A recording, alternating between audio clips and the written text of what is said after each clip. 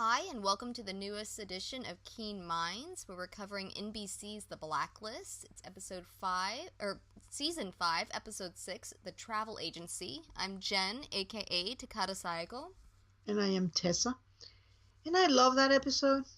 It was. Did you? I did. I've heard some things where people weren't fond of it, but even just, I mean, obviously, anybody that's listened for any amount of time, y'all know I'm a shipper, and so, but cutting out the last scene, just not even taking that into consideration, this one had me going, what is happening here? I actually ended up yelling at NBC's site because I thought it had rebooted on me. Because I have NBC site and I have a love-hate relationship. I think it likes me and I hate it. Because it constantly screws up. Last week it kept you got the circle of doom going. And I've gotten to the point that this season I GIF. And so I'm grabbing my scenes with every scene that comes on. And so I need the site to work appropriately. I kept having to refresh last week. And so when it circled around and started playing the opening scene again, I went, what are you doing? Oh my gosh, it's doing it again. And I refreshed the page, and apparently I refreshed it just the right time that it jumped to the next scene, and so I thought that it was the site. Until we came around again, and I went, oh, well played. And so the roomie called it murdery 51st dates. I thought that was the best that I'd heard. It was like Groundhog Day for hire. It was, it's funny because we did have some kind of clues to this. You know, the guy drives this very old car, and, there's something weird when says, Karen picked them up early, and it's just, the whole thing was a little weird. It was, and I felt like they were both a little older to have small children that would be picked up. It's not that out of the question, certainly, but it just, they seemed a little bit older than would normally have children young and in the house and being picked up by a nanny or something like that, or even for carpool. And so there were, like you just said, just a bunch of little things that kept going, this is odd, well, okay, this is weird. And as it kept playing through, and as they're driving, I'm going, oh, it's her. Oh, she found out. This would have been Liz. If the Keens hadn't, I could see Liz going to this point if something like that had ever happened between, if it had never come out about Tom and she found out when they were in their, 50s or something like that. Oh my gosh, that would have been her. She would have used him to Kingdom Come on that. Yeah, it definitely, I would see that. The other thing is, usually when they go down and you see they're talking about the Berlin Wall coming down, so it's 1989, but they never put that thing in 1989. Like, that is a little strange. I wonder if they thought it was obvious, but usually even when it's obvious they put it on, and yet there was nothing. And the second time I also thought, what happened? Did I hit the wrong thing here? Well, and her clothes didn't look like it was out of 1989 either. They looked very modern. And I was like, well, okay, I was pretty young then. Maybe I'm just not remembering. Maybe the fashions come back around. Whatever. But just a bunch of little things clue you in. And then when you go back and do a rewatch after, you go, oh... all those little clues that they dropped for us. Yeah. And I found this episode, especially the Blacklister, she was basically running the husband to kill everybody involved in that agency. And so it was a little bit of a subject that we've seen in Milton, in Milton Bobbitt. And it was also a little bit of the subject that we had with the Blacklister in season 4, the one with the bees, that she was killing everybody involved with her parents' escape business for criminals. So I thought that it was a very nice way, and they've been doing this. They've been taking themes from the past seasons, kind of tweak them, and you get a whole different character development and theme. So I found that it was fascinating subject to me. I did too. I very much enjoyed it. I mean, it took a while for me to catch on, which I think it was supposed to. So well done, Blacklist. Mm-hmm. I mean, they did a great job at making it. Seamless. It was Yeah, seamless. it was just very And well and done. and I love the way they got that as Liz goes up there and sees all this, and just the steps that the woman took in order to find. She started with a bank account, and Liz is narrating it, and the woman is completing the sentences. And we've seen them do this before, the things, but this was very, very well done. I enjoy that, and I enjoy seeing that, the superpower Liz really Yeah, nailing it down. I did too. I got such a kick out of her walking in and just tossing the jacket aside. It's like, I'm too cool for this. I'm not really sure what the point of that was, but it was really entertaining. What was that? When she walks up into the attic, she shrugs her jacket off and just tosses it to the side. And I was Oh, like, all right. I think she was. I saw it as like, this is fascinating. Let me get comfortable because this is like candy, like going into a candy store for a profiler. I Um, mean, I can learn so much about this. well, I mean, when you walk into a person's house, I've said for a very long time, you can find out so much about somebody just by looking at their bookshelves. Mm-hmm. Says Walk, Jen as she looks at mine. yes, Tess has bookshelves right behind her. I can't ever see what books they are, but if I could, I would know all of There their is a secrets. lot of mysteries and spies Imagine that. and reference and history, all that. But yeah, So I loved seeing Profiler Liz. Do you want to jump in with Liz to begin with, just since we kind of touched on her already? yeah, there is something I want to say about the Blacklister. Okay. I've been noticing that at the very, the first few season one, season two, it was mostly father themes. There were a lot of father stories. It's almost like we were exploring Liz and Red in seeing through different mirrors. So you would see, in Marvin Gerard, it was the father who took his son because he thought he was in peril. And in the caretaker, it was this guy who takes this child. So you were seeing like little pieces of it. And at the end, once we explore the entire thing, we got a clear picture of what the story really was, and you could see that there were elements of it. And now we're getting into the mother stories, and we're getting some of them actually include father stories, but they are like this one. This is a bad father that was trying to be a nice guy by taking his kids out of the hospital, and he was so uh, cocky that he thought he was invincible, and he never thought something could go wrong. But the idea that he was doing was a bad idea, Okay, but so it was done with a good intention. I'm gonna disagree with you there because I did not get the impression he was doing it because he was trying to get them out of the hospital. I got the impression he was doing it because nobody was there to watch the children. They were too young to watch themselves. Nobody was there to watch them because their mother had just gone through surgery. And so, but he had a job to do, so he just took them there. He Yeah. wasn't. It wasn't that he was trying to get them out for a good reason. Now, I do think he I loved his kids. I do think he loved his kids because when she told him, when she was explaining it, the expression on his face, he was saying, "Not my girls." I Mm-hmm. mean, it would be like watching. Well, I mean, we saw Red. That this life Yeah. he thought it had killed his daughter, and the anguish.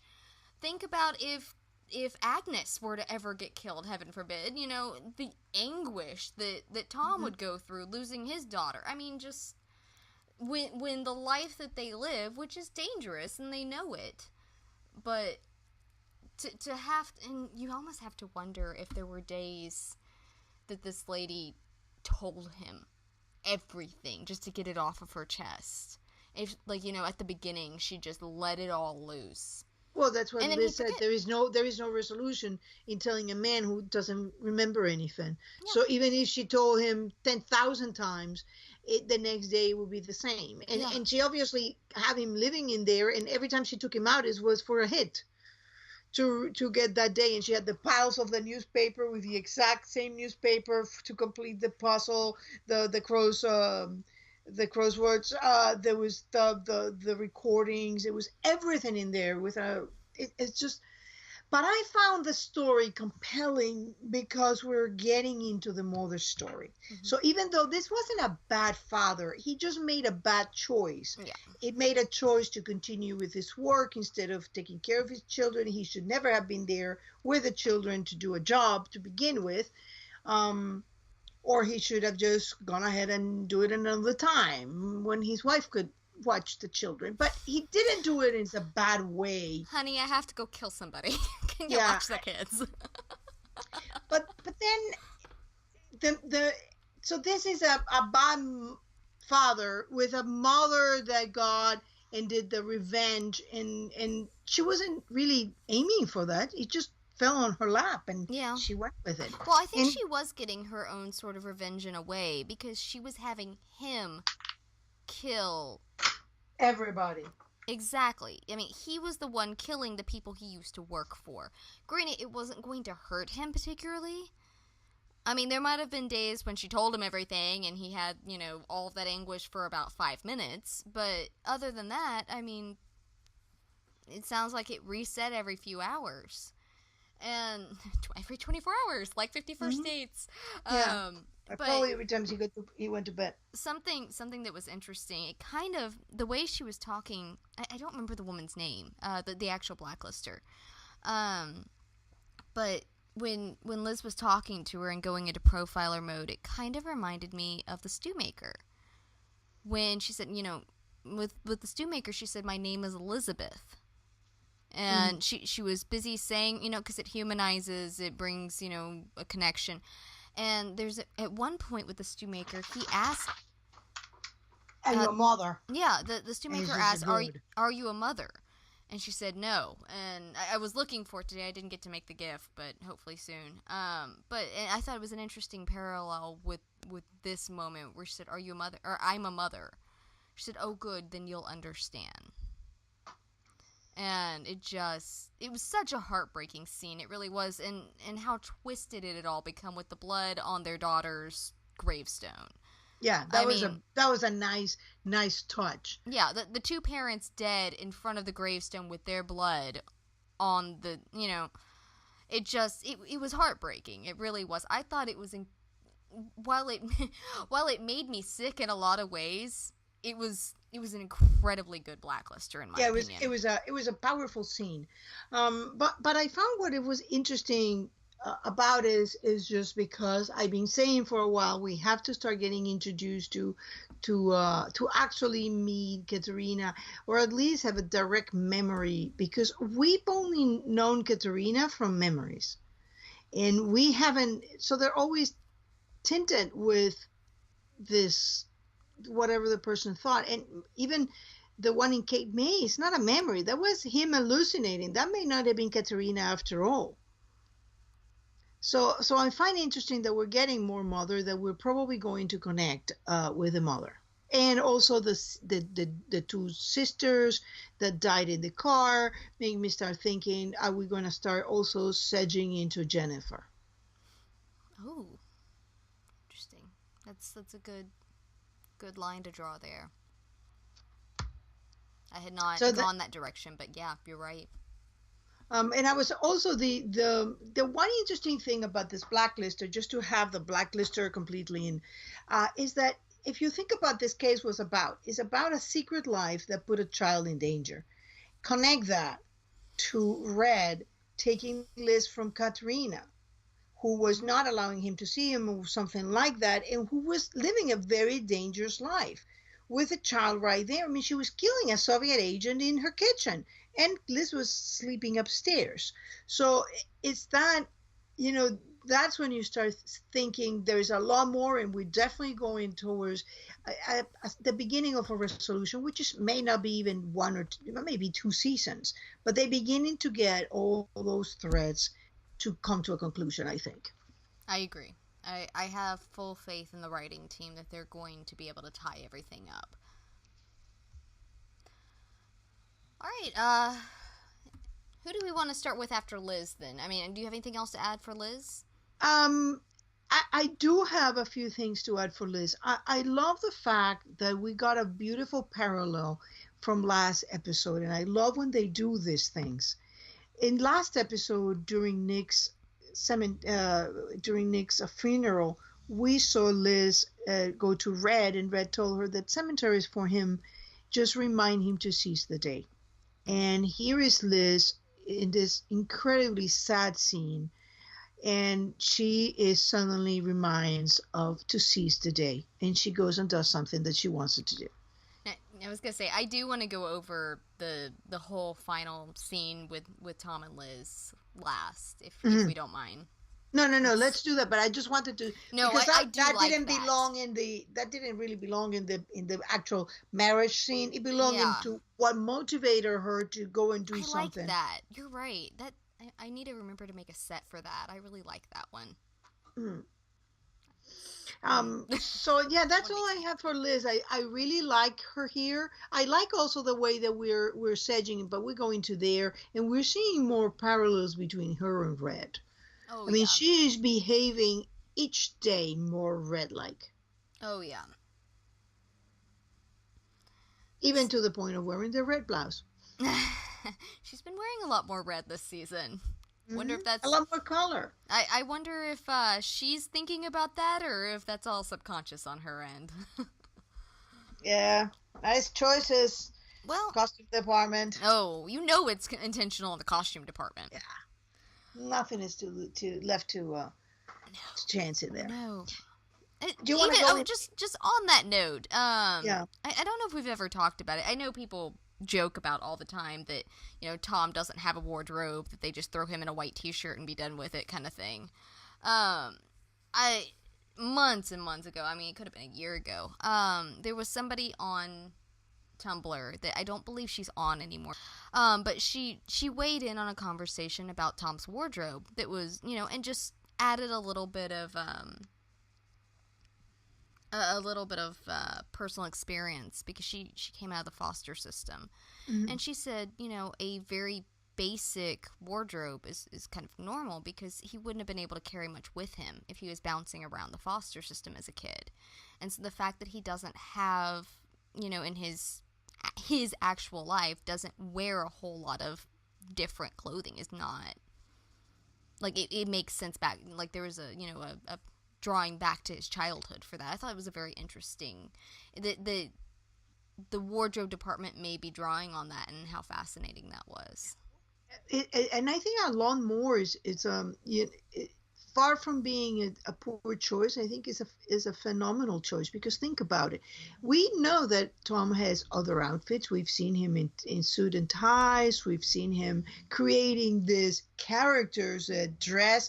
I mean, Eugene Pavlenko dressed in a very peculiar way. Reggie dressed in a different way. Tom King, the school teacher, dressed in a very different way. I will say, as a personal fan of cardigans, I miss the cardigans. I mean, but that was Tom King, the school teacher. No, but I miss the glasses and cardigans. I just would love to see him lounging around the house in that someday, at least in his glasses, because I read an article back when I first jumped in, so that would have been around season 2, that Ryan was talking about, that he and Bokenkamp were talking one day about were Tom's glasses really his glasses. Mm-hmm. And Ryan, who wears glasses, made the comment that they'd almost have to be, because at some point Liz would have tried them on. And as anybody that wears glasses knows, if you are close enough with someone, they will eventually try your glasses on. I am a grown adult, and my mother will still take my glasses from me and try them on every few years just to see what I see. And I'm like, that's not what I'm seeing.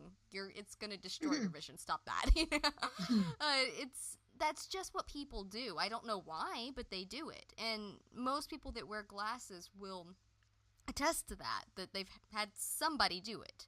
Mm-hmm. And so it's not a stretch to think that if, you know, that when Tom had glasses, that he would have to have actual glasses, mm-hmm. you know, because Liz would have tried them on at some point, just being goofy. And so I kind of wish that we could see him at some point, even if they're not the thick, you know, hipster frames that he had going. If if we could just see him in some sort of glasses that were more practical for him now, just while he's at home, not out in the field, home with baby Agnes, and we don't see that, and that's legitimately one of my very few complaints about the the costuming department, is I wish they would bring that back. Yeah, but that's not exactly. I mean, Oh no, I that's think just that me. he's That's just me being yeah. picky. I'm aware that's me being picky. So I think that actually works for me because that is the real him. That's the basic him. That is his character. He's when he was wearing more sophisticated clothing, that's his character, it's not him. I agree. So I like that. Um, so yeah, I thought that there were very interesting things with Liz. But I also wonder if all these memory problems kind of connect with Liz. We're bringing back somebody who has a memory problem that Mm-hmm. prevents them from understanding exactly what's going on in their life. And we know that Liz thinks, or we think that Liz thinks that she remember everything, but that may not be the truth. Oh yeah, I mean it would be incredibly difficult, especially with someone like Red who hides so much. I mean, as far as we know, right now, because I believe Katarina's still alive, but we haven't seen her, so we can't go off of that. But as of right now, Red is the only one that has more or less all of the answers. He's the only one that would be able to sit down with Liz and go point by point if she remembered everything. He's never going to do that. It's just not in his character. And she's probably not even going to do that, because then that would give away her hand. Because like father, like daughter. What she keeps is her own, and she's a mistress of it. Whether she says it's a whole different thing. Yep. Wrestler didn't have a lot to do in this episode, which was really odd to me, because they made a big deal out of Cooper saying, "I'd like you to take over the task force while I'm gone." I mean, he did, and he ran things, but we didn't. Well, he see did have anything. a chase scene that was pretty good. Even though, Wrestler's good I'm like, chases. Wrestler, the tires. Excuse me, Wrestler, the tires. I'm like screaming on TV, like, it was weird. So but I like the fact that he was, back into his usual thing, when this was on the run. So I like that. I like that he was left in charge, and for once it was him inside the post office, because that is something that we explore too when Wrestler gives it back to Cooper and says, "I'm the guy who kicks down doors." And I leave the politics to the politicians. And then now you see that, okay, now he's in charge, and Cooper is actually the one kicking down doors. Oh. So do we want to shift into Cooper? Because Cooper had a really good episode. I mean, yes, indeed. This is a really touchy subject, and I honestly, when I'm watching it, I'm sitting there going, this can go either way. This could get really iffy, or it could go really well. And good heavens, if Harry Lennox didn't bring it home. Yeah. I loved the fact they ended with basically this, let's stand up and make this world better. The people that can, do it. Stand up and change it, not just sit around and complain about it, not just and not become the vigilante. Yeah, it may solve some exactly. some problems, but at the end, very few things are solved by a vigilante. I mean, you can solve an individual problem by that, but you're never going to solve the actual issue at hand. I loved his story about his father, and that he marched with Martin Luther King Jr., and that basically it was because the FBI went after him for that has set Cooper on this path, and how far he's gone and how well he's another done. father story. It was fantastic. And we don't know a lot about Cooper's background and stuff like that. So that I was as nervous as I was with the subject matter, I feel like at the end they came out well on top for it. I was very excited. I particularly was happy because I felt very uneasy about the subject of 503. S- But I think What that do you mean the subject of 503?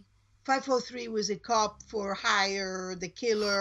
oh, you mean the episode 5? The Sorry. episode, yeah, the 503 episode made me very Yeah. uncomfortable.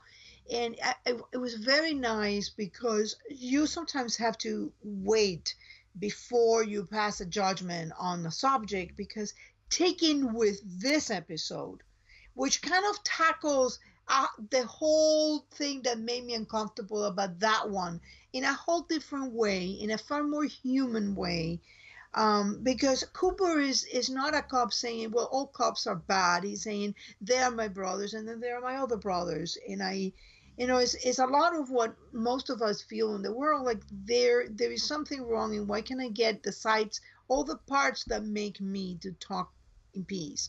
Yeah. Why can't I just, why can't we talk? Yeah. Um, so I was very very happy with that subject, and I thought that Ari Lennox just killed it in that scene. I'm not a weeper at TV shows. It's incredibly rare that I tear. I mean, I can watch This Is Us, and it's brought me close to tears maybe once or twice. And for anybody that watches that knows that that's very like I probably should be crying more if I was more normal. I Mhm. don't know. But I just about cried with his monologue there about his father and bringing that all to point. And I went, oh my gosh, Harry Lennox, this man. It was just fantastic. He was.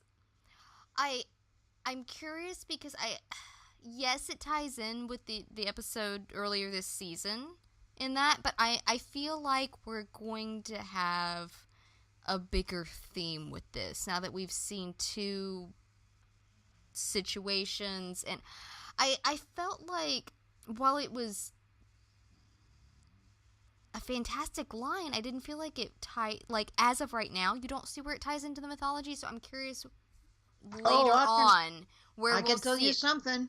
The father theme or Well, chosen what is family? the storyline? The storyline is about helping a French kid who got addicted when his father was killed by a cop unfairly. Now, what that does remind you to, it reminds you of wrestler who That's got true. addicted when his father was killed by a dirty cop. Not just as it happened. He also went in the FBI to try to make make sure that there were no more dirty cops ever. And then he got addicted when the situation got out of control. And then he was shown compassion by Liz instead of ratting him out and getting Yeah. him expelled from the bureau. And it also ties to me to Marvin Gerard in the father, that the kid was addicted and he had no more choice. So it's what I'm saying, you're getting elements from a lot of other things and rearranging them. It's kind of like you take pieces from different puzzles and you rearrange and you get a different picture, and it's very neat to see that forming, because as we do, we're picking up dangling threads. Yeah. And I felt like, and this is not a complaint at all, because I really felt like that whole thread through the episode was very much a character driven thread. It was very much development and looking at his character and who Cooper is, which, I mean, we always knew he was a stand up guy, but it was just As fantastic. Red said, he makes the hard choice every day. He's not a zealot in either way. He's not the guy who's going to do whatever the book says. He's not the guy who's not going to ever do what the book says. He will make the choice in each circumstance. And I love that he was with Red, and they got into that amazing interrogation scene, because I feel like, you know what? I'm just having this very weird vibe that these guys have done this before. I That there is a little like Navy time that they have gone in here because they were pretty comfortable. And Yeah. Cooper is like, if you don't talk, you overdose. If the first thing that comes out of your mouth is not a location, you're overdose. You know what came to my mind to the point that I made the set before the episode was over? Hmm. Liz with the memory manipulator. Yes. Dr. Yes. Uh, So, Krylov. Krylov, thank you. Yeah. Yeah. Because the angles on the camera, the way that he was, threatening him with the needle, it just Yeah, like looking. so much of it. Well, I mean, you have to flick the needle to, yeah. But the way they filmed it, That's what I mean. Like the the camera angle. shots, Yeah. everything. I think it was supposed to draw that parallel there. And I put one up just almost immediately. It was during a commercial break. I put one of the sets up and I said, like father, like daughter. And it was also interesting because we have seen Liz doing something with Cooper's complacency with Dr. Vogel in 121. Mm-hmm. Where he says, I don't know, it was such a brilliant plot, I just borrow it. So let me know when you're going to talk. Yep. And it's interesting because to me that interrogation scene was it was awesome. First, because we never seen Cooper do that. We never seen Cooper do that. We never seen Red and Cooper on the field together, and yet you know that they work together because they got the whole Kuwait thing going on. I loved the fact that Cooper said, "Nah, I'm good," and there comes We Red and couldn't Dimbe. resist. Yeah, we couldn't resist. Then it turns around to he's just assuming he's gonna come, and he says, "No, you've got to make this call, but I will send Dimbe in there to watch your back." I think that Red knows that if he walks in there with Cooper, it will be easier for Cooper to make I don't want to say the wrong decision, but the illegal decision, maybe. I think that Red has said that he's comfortable with who he is and the choices he's made. Yeah. But I think that you can always see how he has always pushed everybody into really thinking it through. Because I don't think he did. Well, I think he went out of pain, and that's what his choices were not well thought of. Yeah, and he made the comment to Cooper. He said, your system that protected this other guy is going to protect you as well. But you have to answer to your own conscience. And it was such a great line because, for all the terrible things Red does, he's very aware of his line of thinking and what he's comfortable with is not what everybody else is comfortable with. It's not like that. He's very aware that there are multiple points of view in the world and very respectful of that. Did you notice that punch that Cooper threw? That Which was one? awesome. The one to the drug dealer. He's walking in, and the guy's just coming at him, and he's looming over and the guy's trying to insult him, and he's like looking up. He's like, it's not effective. No. I mean, how tall is Harry Lennox? Like 6'4" at least. Very. I mean, the very man's tall. insanely tall. I'm really hoping. I plan to set stock at least a little when I'm there in December. I'm hoping to catch somebody. Allie Blacklist over on Tumblr has promised to help me spot anybody if we can, because we've got a full business day there. We'll be there on a Monday, and so the roomie and I are going set stalking for Blacklist. And oh my gosh, if I met Harry Lennox, I think I might just babble in his face because I would be so overwhelmed. Of course, anybody sounds like they're babbling next to that man. Well, just ask him to read from the phone directory or something. That voice can, yeah. He and Eddie. It was so interesting to see Cooper on the field. Something that we have not. We have only seen him in that revenge to get Liz exonerated. That's basically when we've seen him.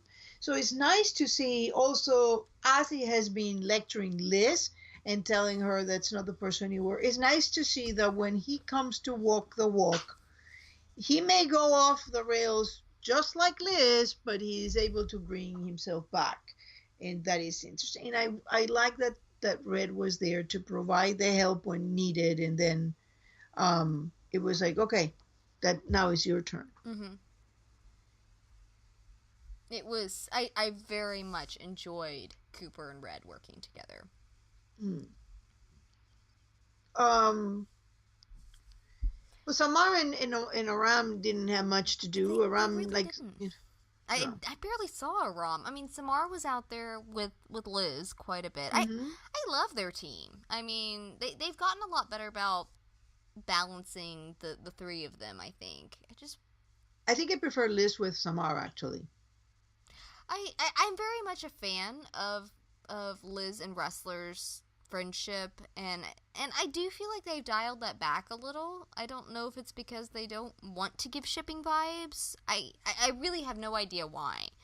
Or if it's just the way the story went, which is more likely. I think then, depending on what they need, if they need bad Liz, they will generally team her with Samar, because Samar will, it'll be like, oh yeah, let's go torture. Oh, this is an illegal search. Who cares? Let's do it. Well, Wrestler is more a stickler for the law. So there are things that when they pair Liz with Wrestler is because they need Liz to have a little conflict about the right thing and the wrong thing. Well, Samar is like, well, I thought you were going just pink and perfect with me, and keep going. I love that line. That goes down as one of my favorite Blacklist lines ever. Yeah, Pink and it's like, perfect. I think that is a brilliant, brilliant line. And I think that it goes to what Red told a wrestler. You think I'm going to carry you around me? He said that in Esteban. I'm sorry, but you're now on your way because I can't have you around to inform people that they got the right to remain silent before I put a bullet in their heads. Oh, Red. So it depends. I mean, wrestler is for certain things and Samar is for others. Yep.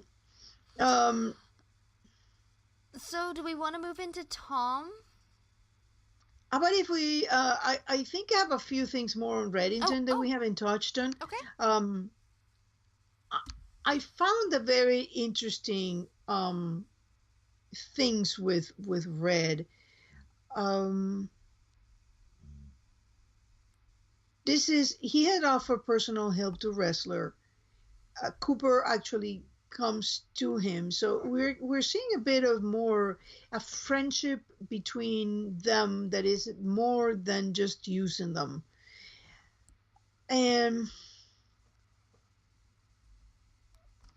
I've seen a very interesting vibe, and I think some fans are all upset about. Oh, they describe Red as they call him Pops the other day, and now they said old rich white man, and well, it's like first, where's the rich? He got very poor. He's certainly white I and hate to much break older. this to you, but once rich, always rich is not a thing. Not Red. He'll be again, but not at this point. At this point, he couldn't even help this guy get a new identity. He doesn't have the means. So he's still, his credit is still not restored. He's far from it. But I thought it was interesting. I was happy to see him back in his vest and fedora and out of the hat. Were you? I was. Yeah. I am a fan of the three-piece suit and a fan of the fedora. It's one of the things that I like. I like the guayabera though. The what? I like the guayabera. That shirt that he was wearing, the blue shirt with that has like little threads going past his. Never mind. Is that what those are called? Yes. Oh, it's a Cuban I never shirt. knew. Yeah, there's a Cuban shirt. They're very, very elegant. Manny from Cuba always wears them. So that was very elegant. And the baseball hat, I'm not a fan of baseball hats outside baseball fields. So some people yeah, can pull them off. It aged him. I mean, I'm not sure how old is Spader. Maybe in his mid to late 50s. Yeah, he's in his mid 50s. Yeah, he's in mid 50s. It didn't quite go with me, but I like the other outfits. But it's interesting because they are seem to be also drawing a different line with him and Dembe, or maybe we're seeing them interact. Like it started a little bit in season 4 when they were doing the in the magazine, and Dembe was spotting the sale ship. Then here is like, you're better, and he's solving the stuff, and you see Father Dembe making sure that and Liz was like, you basically you suck. A golf. I have always, for a very long time, I've gotten the impression that, I mean, because we know that Red basically adopted Dembe at 14. Mhm. And so, for all A intents very and, angry, very yeah. damaged, And now very we probably see very how he sick is. kid. Yeah, we know how he is now. I mean, he was, what, starving and branded and left for dead, Yeah. tied to a post. I Hmm. mean, the fact that he is what he is now, Too told, too angry to be of any use, I think are the words. yeah. And I mean, thoroughly abused in every way you can think of. For all intents and purposes, Red is his father. Hmm. He's the one that raised him, that loved him, that cared for him. I have always, that's always been one of my very favorite relationships. I I think that's one of the things that killed him the most when he thought that Dembe thought he might basically put him down like Kate. I don't think he ever actually would, Hmm. because I think that relationship is so paternal. And I've always, and I'm always a fan of chosen families. If anybody knows me, I'm a huge fan of chosen families. That's a trope of mine that I will hold on to till the day I die, probably. And I saw that in the golf game, in what you were saying with the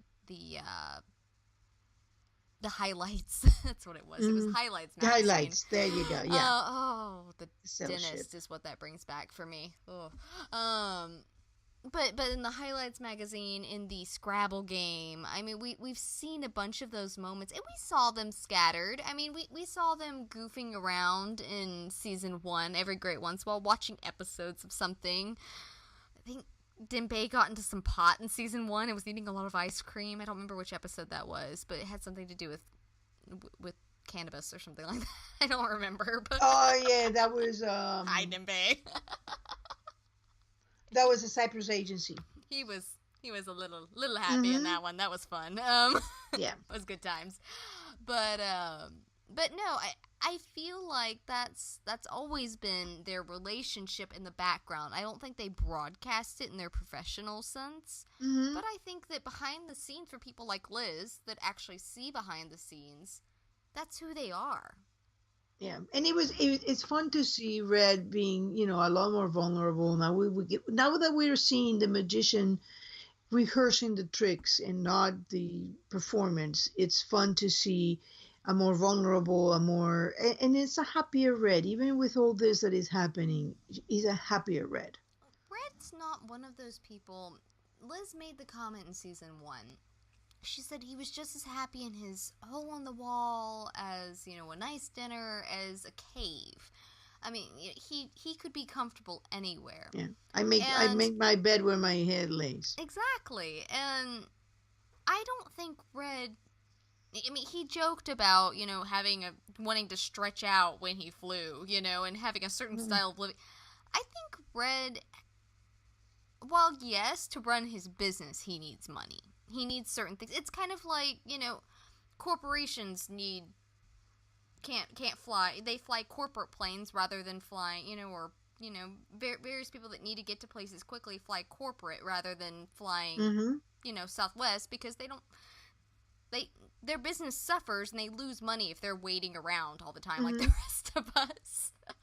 And so, but that's how Red is. He is running a business right now, and so he needs that. He needs the cash flow. He needs all of this.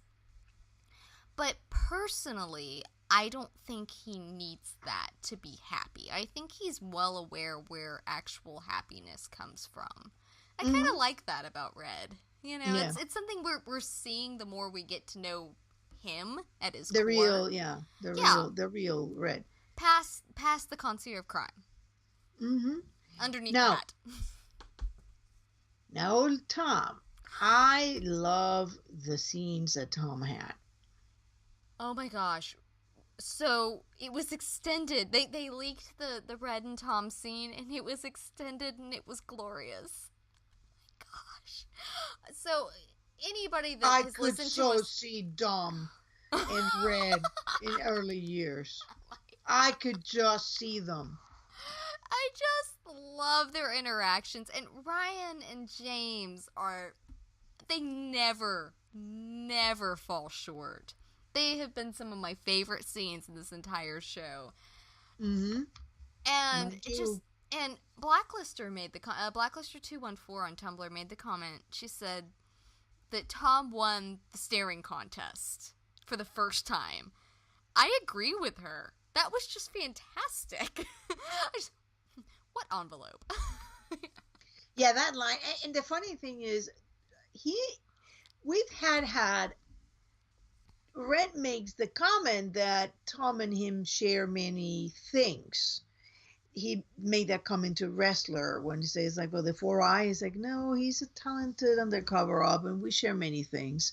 And this time, it is actually him, Tom, saying that we share many things. We share that secret thing, so that we are, that is something we share. So it's funny to see how it's now them making the same comment. You really got things in common. You marry your father, you marry the guy that is exactly the opposite of your father, and Liz marry the guy just like her father. You keep pulling all these parallels out, and I feel like I'm failing this season. Because I'm gonna make both of these sets now, and I'm gonna have to say, yeah, I failed. Both of these are Hat Tip Tessa. Hey, you generally get most of them. For one, I can see them, but also because I'm very excited because contrary to what a lot of people are saying, oh, these episodes are weak. I've read a lot of people being, oh, these episodes are like you don't understand where they're going. I'm like, you're not looking hard enough at them. I'm seeing everything being pulled away, all these little threads. It's just glorious. And when they're like threading them, and then one point they're gonna go with a stick and they're gonna lift them all, and you're gonna see the whole puzzle emerging, assemble, and you're gonna be like, wait a minute, when did they do this? Yep. And It's gonna be fantastic. I'm excited. mm-hmm. Oh, but that scene between Tom and Red, good heavens. It was just, I mean, from the look that he gave when he bends down to look at him, like, did you seriously just summon me? Are you following me?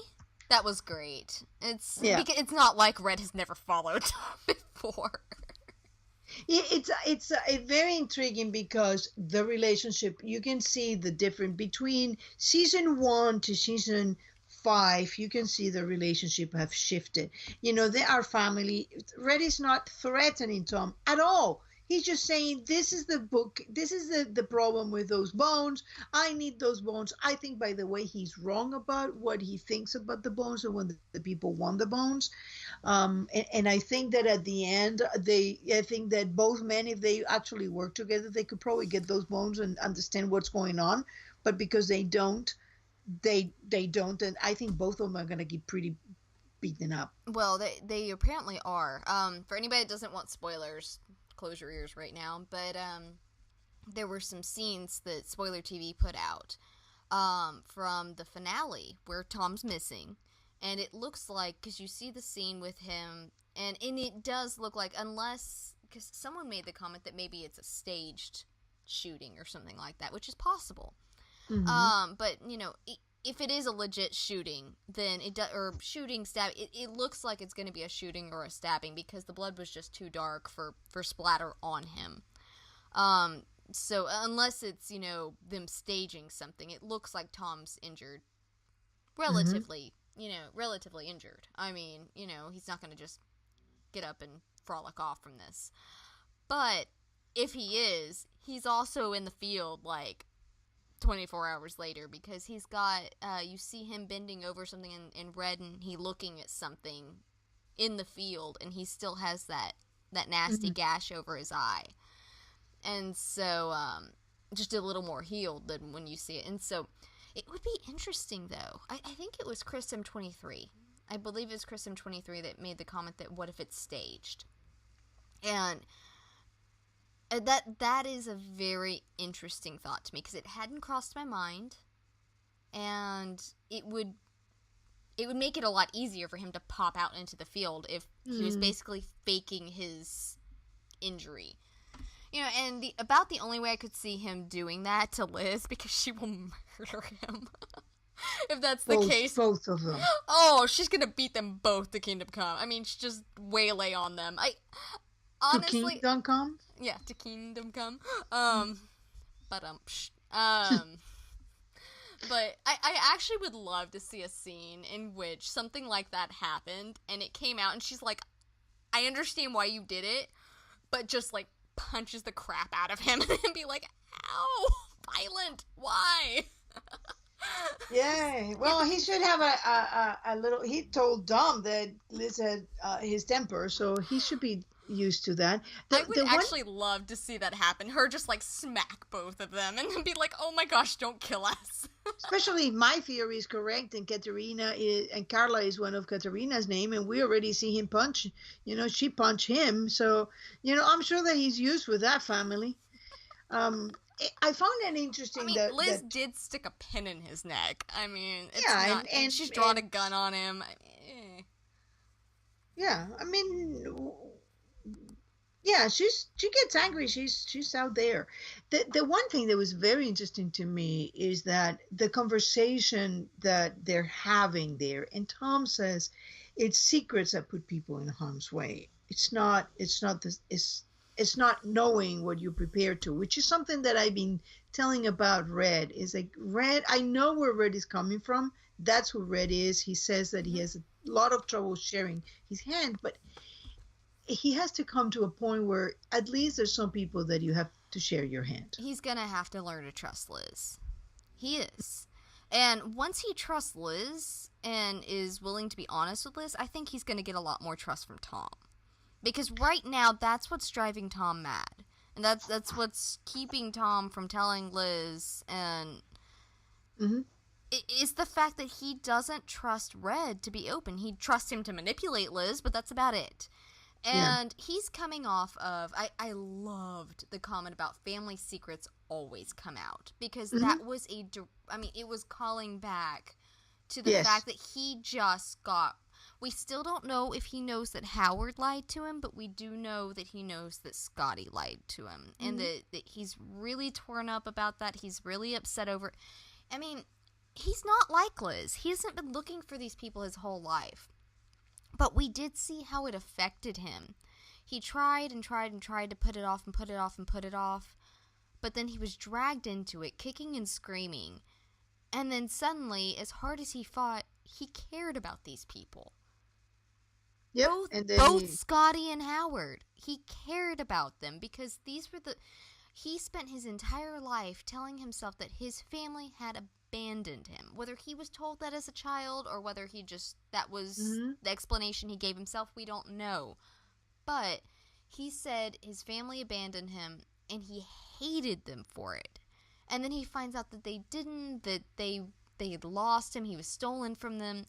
And that they might actually love him, and then to be betrayed on top of that, to let himself care and let himself fall down that rabbit hole, and then to be betrayed like that and find out that they really were just really crappy people, which I don't think that they are. I think that he still doesn't have all the pieces to the puzzle, but regardless. That's what it seems to be. Yeah, that's from his point of view, that's where he's coming from. And, oh my god, I don't understand why anybody would expect him to trust Red at this point with coming off of that. It drives me crazy that anybody would expect him to just trust him blindly coming from what he's just come from. Well, let me qualify that. I think that when it came, for example, to Liz's safety, to Liz's life, to Agnes' safety, Tom did. And so did Liz. He said, find Agnes, find Tom when she's being taken by Kirk. And Tom when they get to the car and they found her, don't waste time. He's like, where's Agnes? I spent the time in this car. I mean, they just work together Mm-hmm. because that's where their interests are aligned. What he doesn't understand about the rest of Red is, why is he keeping the secrets about Liz's life? Wouldn't Liz have been in a better? Why did he spend all this time not telling Liz he was a father? Because Tom knew it.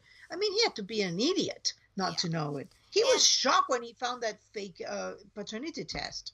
Tom learned the hard way exactly what happens with Liz when you are not honest with her. Yeah. He lost. Forget being shot and kept on a boat for 4 months. He lost her due to his dishonesty. He lost the woman he loved. He watched her walk away from him. That is what sticks out in his mind. And I think to him, he's like, I learned this lesson. You've watched all of this happen. Why are you so stupid? You know? Mm-hmm. Like, you're too smart to be that dumb. Yeah. And I But think it drives Tom nuts because he's learned it. and that's what Liz said to Red. I mean, for somebody so smart, you're very clueless. Yep. Um, I have a few more parallels for you. Did you notice the case when they're talking about the murders? They mentioned the murder of a Soviet businessman that was opposed to the glasnost, and that is one of the murders committed by the agency. And that connects straight to Berlin, who got into all that problem with the daughter and they put her in jail or not and fake her death because he was opposed to perestroika and glasnost. That's, No, I did he not was a, catch that one. yeah, he was a dissident. He wasn't from the old school. He didn't want to go into all that opening and economic opening and all that. So now you're getting another threat going right back to Berlin and the Kirk's bombing. And another one of this is that I love the fact that they got Pete and Lena, and that story is kind of distorted mirror of Tom and Liz, because we've been having Red and Katerina, we've had Liz and Tom, we had Aram with Janet. So we're it's almost like we're examining, if we really think about the way the Blacklist does things, they never do a straight mirror. It's a mirror with something different. So in this case, Pete may not have started by liking Lena really or being in love with her. I think that he started getting a little more involved with her and then cut her off. It's very, very interesting to me. Well, if you notice the pictures that he has in his office, he had a picture of the quote unquote wife and daughter that Mm-hmm. he had, the family that he supposedly had. Because Lena is that the fiance's name? Yeah. For some reason, my brain's just not been retaining names recently. But we saw when she walked in there that there was the family photo there. But the only photo with her that Tom was able to find was the one with that she was hidden in it. She took it, but she was hidden in it. And I Mm-hmm. thought at the time it was kind of an odd thing to have a selfie, or not a selfie, but a picture of just you on your own desk. That's kind of odd, unless it's, A talisman like Tom had the picture of the kid. yeah, and so, but I think it was in his own way having a picture of her, even though he couldn't have a picture of her. Mm. So yeah, I do think there's probably something there. We'll see how far that goes because this poor chick's got a hit out on her at this point because, bless, the Red may be wrong about a lot of things with this suitcase, and I think he is, but I don't think he's wrong about anybody getting involved having a bullseye on them because they will.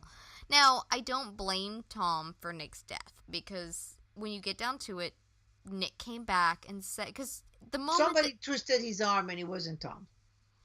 I He don't know if he someone originally did. said no, and then I don't trust that change of mind, because the way they filmed that change of mind, they film him in the car with a very narrow focus that obviously you're missing whoever is in the back seat with a gun to his head. Potentially. I am not for or against that theory. I ride the fence on that one until further information is provided, and if it's not, then I assume it's not the case. But you know, basically, Tom did not twist his arm. As soon as he said, no, it nearly got me killed, Tom went, all right. And he backed off. Now, the second he came back, what do you expect him to do? Go, no, I don't really want your help now. He's in the middle of it. He needs the answers. If the guy is a grown adult is willing to help him, he's going to say yes. That doesn't... Yes, Tom is involved in it. Most human beings would feel guilty over it. I'm sure he feels some level of guilt. He liked Nick pretty well, as far as I could tell. But it's not his fault. Kind of like Asher Sutton wasn't necessarily his fault. Oh, Asher was a dead man walking. Yeah. I was going to say, I feel like he may actually be more responsible for Nick than Asher. Yeah, Asher, I mean, he had messed up a really bad Russian brava guy. Yeah. His only value was when he had money. The moment he stopped having money, he would have been taken to the ring to fight to death, and probably his wife by then and his children would have taken in for sexual slavery or whatever. Yep. That would not have been good. No good at all. But yeah, oh goodness, that. Did you notice Cape Town was a mention again? No. There was another one of the hits that was in Cape Town. I didn't. I want that explanation so bad. You don't understand how badly I need to know what happened. It's not just. I know that for you is it with Major and Tom, but Kirk was also going to Johannesburg. He was going there, and you had the guy from I think from Johannesburg that put the hit out on Red. Yeah, that put the hit on Red. So yeah, you're getting a lot of South Africa in there that I would love to see explored. And I agree, but I don't really expect them to give it to me at this point. I mean, like, if they do, I will love them forever. Oh, I think they will. That's a lot. And Redemption, where was Whitehall? In a warehouse near Cape Town. It was, wasn't it? Yeah. Mm-hmm. because I am aware as a writer, sometimes you just make comments and let people go. You can't explain every offhanded comment. You make a comment. The point was that Tom did something that should have put McCready in his debt. That Tom made some sort of move that probably saved his life or something to that degree. That was the point of the comment. Writers, especially in television shows, have to make those offhanded comments and just leave them sometimes to the imagination. And I understand that. But every is more than an offhanded comment. That's a place that have come back. Every fan has those little tidbits that they just want their answers, and that's one for me. That is definitely one. Yeah, for me, I keep a very detailed list on my criminally sane website, which is migrating to my new website, but and it's funny because some of the places you can see that they're offhand mentions. There is a place here and a place there, and then there are other places like Cape Town, like Prague, that keep coming back to it and back to it. So you know that there's something there. And I think eventually we'll see something, even if it's a little thing. Yeah, depends on how much time they got to. I agree that we'll probably see something connected to that, but I don't know if we'll get the specific story for Tom and Bud in Cape Town, is what I'm saying that I don't know if we'll get. I really don't expect to get that, but if they gave it to me, I would be forever indebted to the writing team on the Blacklist. That's Jen Wish. Now, who do you think was the guy with the that came to the apartment, to Lena's apartment? Was that Pete's handler? Is that the people who are after the bones? Is it the people? What exactly is about that? I feel like it's. I think it's. Pete? My personal opinion, my personal read of it was that it was somebody that works with or for Pete. If it was a handler, I think that she would have been dead from the get-go. I don't think that he would have given her a chance. As we spoke about a few minutes ago, the small bits, especially the mirroring of the Keens, I think that he probably has at least some feelings for Lena, and so I think Pete wanted to give her a chance to just let go and survive. If she would. And whether... So mirroring to Asher Sutton and get out of the door and stay out of the door. That's the only way you're going to Yeah. survive, because we're not going to survive this. Yeah, basically. Except it was Pete trying to get her out. I mean, because Asher didn't even do that for Gwen. I mean, Mm-hmm. Asher had Gwen right by him. He never sent her away or tried to get her to safety. He just kept going. I don't think he was smart enough to understand what he was putting his fiancée through. But I do think that I think that the guy that went to Lena was someone working either with or for Pete. And we'll find out if he actually, if Pete, how deep the feelings go with Pete, because if he actually loves the girl, then he's not going to allow someone to murder her. You would hope. And he may just be infatuated and be like, well, I tried, and then let him kill her. We don't know yet. I'm also curious to see because when the girl was being followed, we see Tom come out behind. But you can't tell if he's following her or following the person following her. I think that he's following her because he found a way to now follow Pete using, because he's using her credit cards. Yeah.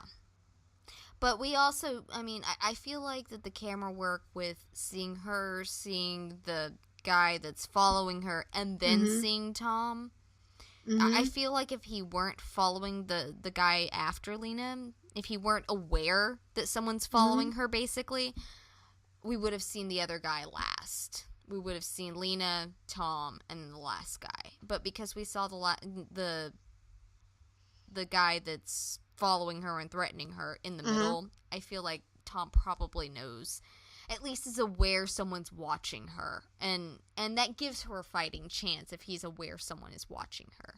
I hope so. I would like for her to survive. Tom needs a win. I don't know.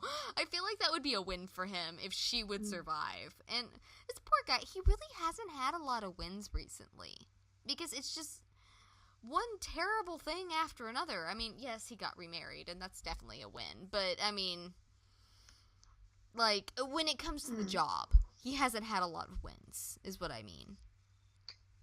Let's go into the wedding, because that was a fun moment to me. I mean, I'm not a shipper, and I found that, you know what, after everything that they've been doing, when they actually, I mean, the second wedding, they did it on a spur of a moment too. She was like, I want to get married. There's an opening in the church. It has to be very spur of the moment. You cannot give anybody any warning with these things. You have to go to the justice of the peace and be like, right now, to manage to not get shot up at a Keen wedding. And I love that they did that. Nobody was there. Nobody was giving them grief. Nobody was nothing. It was just the two of them. So I liked it. It was actually doing things like that, or do they have people like on staff that'll be witness for you? I mean, how does that? Yeah. I don't even. No, do they? Okay. It's yeah, like you can, I have a cousin that got married at the courthouse and everything. It just worked out for her and her husband, and I mean, we were all there. I mean, so there were witnesses there. But I wonder about, because, I mean, you know that people probably go, people that elope and such, you know? Well, it was also expediency for the sake of the scene, witness, all that. Then you start incorporating. The idea was like Liz was in the cemetery. She got what Red said about seizing the moment, and she just decided, you know what, you can lose everything you have in a second, and I would just want to have this, right now. I loved so much that her response was, I'm so happy to have you in my life. It's because, I mean, I could see where, and this is me being neck deep in the fandom and having the haters chirping in my head. I swear, they get so deep in this. It's like, stop. But, like, when I was watching that scene, I was like, oh, they're going to be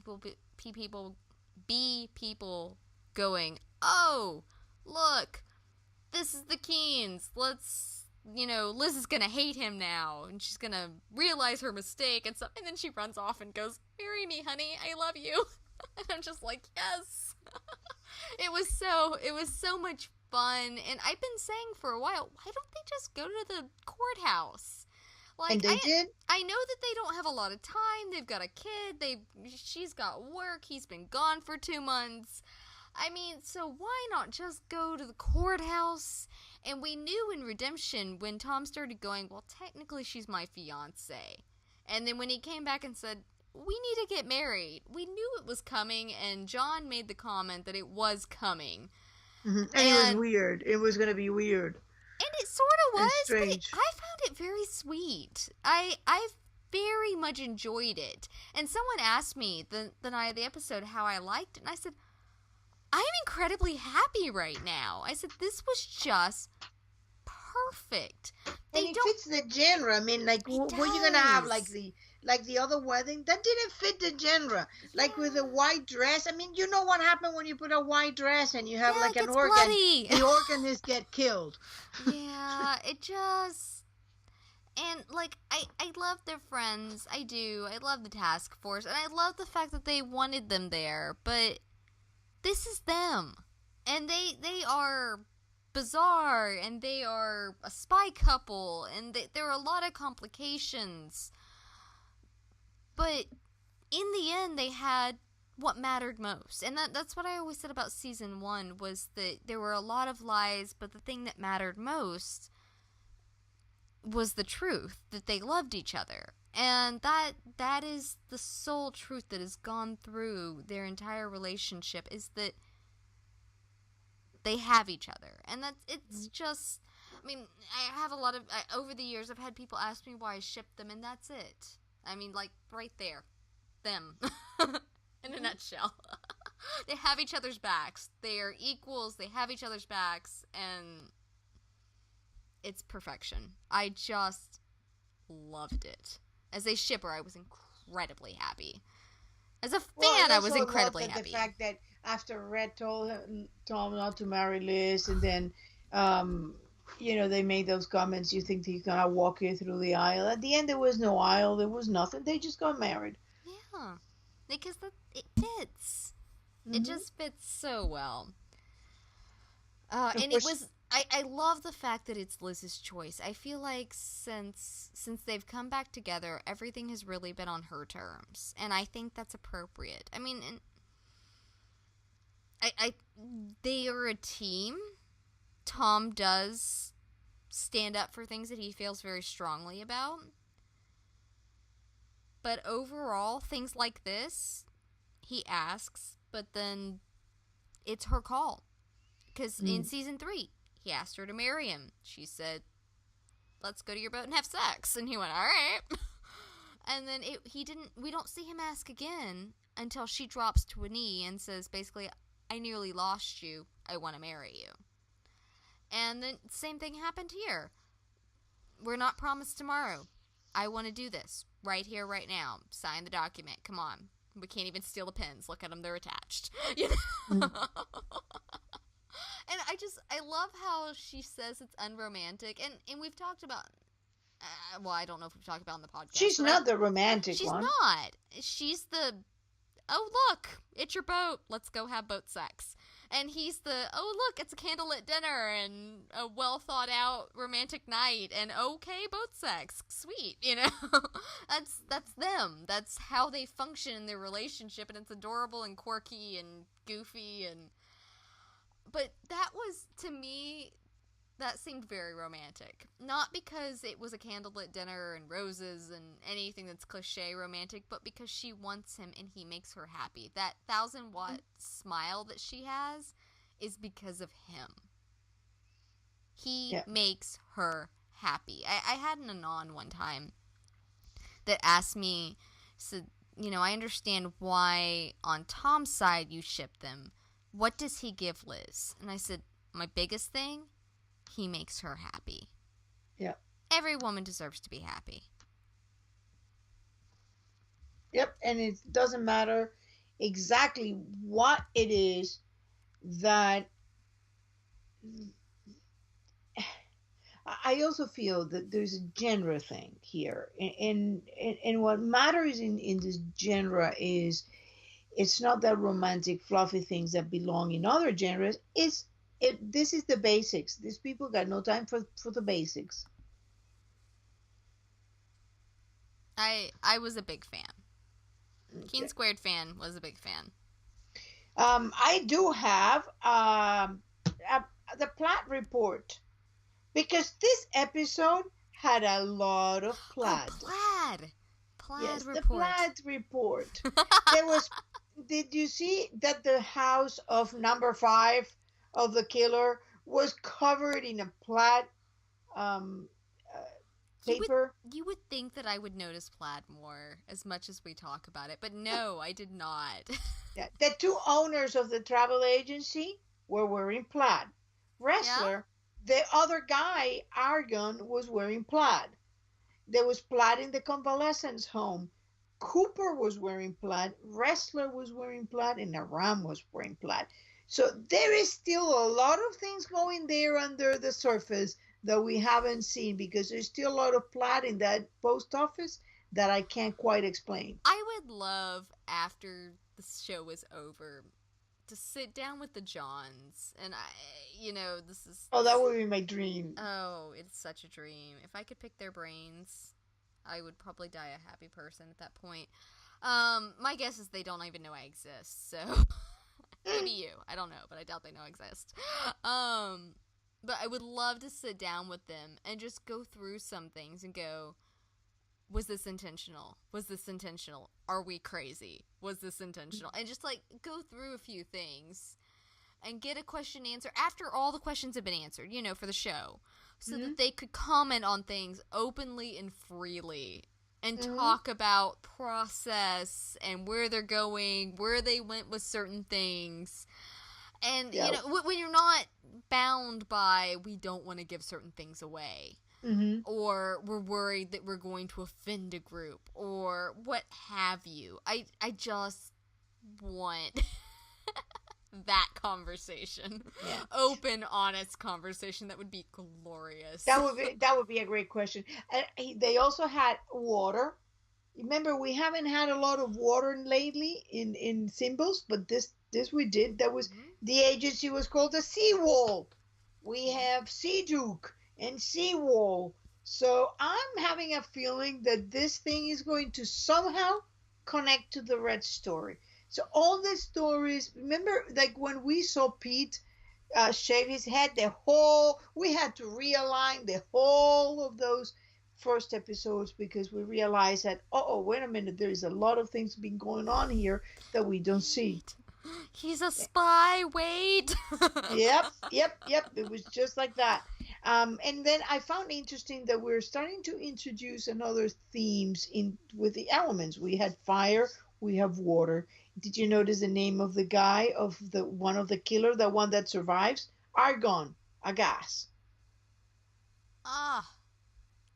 So, and I've seen some air elements being introduced. So I think that there's a little thing about, like um, like this thing came about, I got a theory going that if Red was not a member of the Cabal, he was certainly a member of. He was instrumental in getting it, and he got out of control, and now he's trying to control it. So similar to what the theme we saw with in the last episode with the false flag operations. I am wondering, with Hitchin dead, if he's technically a part of the Cabal still. I think that was not conditional to Hitchens, but certainly impoverishing and weak is not going to be not going to be able to hold his seat there. Yeah, that's true. Well, he should still be getting 25% from all those inventions. I mean, but how do you enforce that if you don't have anything to Yeah, enforce it with? yeah, that's a problem. Being Yep. a criminal takes a lot of money. So if you don't have money, don't try being a criminal. Yep. Hmm. Gotta have that money to invest in your criminal empire. It's expensive to a criminal. That's what stops us all right there. The Mm-hmm. money. Mm-hmm. We need loans. Criminal loans. Otherwise, yeah, well, that's what Red did with the, when he needs a little cash, he just goes and steals a car. With a Picasso. Was it a Or Picasso? gets, yeah, Picasso in the backseat. Yeah. Lovely. That's That's his what we type love, alone. Red. Yeah. Oh. And I do. I know I'm hard on Red sometimes, but I do love him. He is definitely the type of character that I'm drawn to. He and Tom, because they share so many, Mm-hmm. so many Characteristics, yes, Mm-hmm. they do. They both have said it by now. Oh my gosh, I'm gonna make so many parallels and have to tag you in them because I'm like, oh, these are too good. I have to do this now. Mm. So I think that's about wraps us up. I do think so. So you can find us on iTunes, SoundCloud, and YouTube. Please feel free to chat with us. We're on Facebook, Tumblr, and Twitter. We'd love to hear from you guys. Let us know what you think. We don't always hear from you, so please feel free to let us know what you think. If you have any topics that you'd like discussed, let us know. Yep. All And right. until next week. Till next week, we're edging closer and closer to that winter finale or that fall finale. I am so willing to see that. I am too, and I just don't want them to leave it at a cliffhanger, but I don't think they will. Yes, they will. I'm sorry. Let me rephrase it. I don't want them to leave it at a cliffhanger with Tom half dead. I don't think they're gonna do that. I think we're gonna get answers because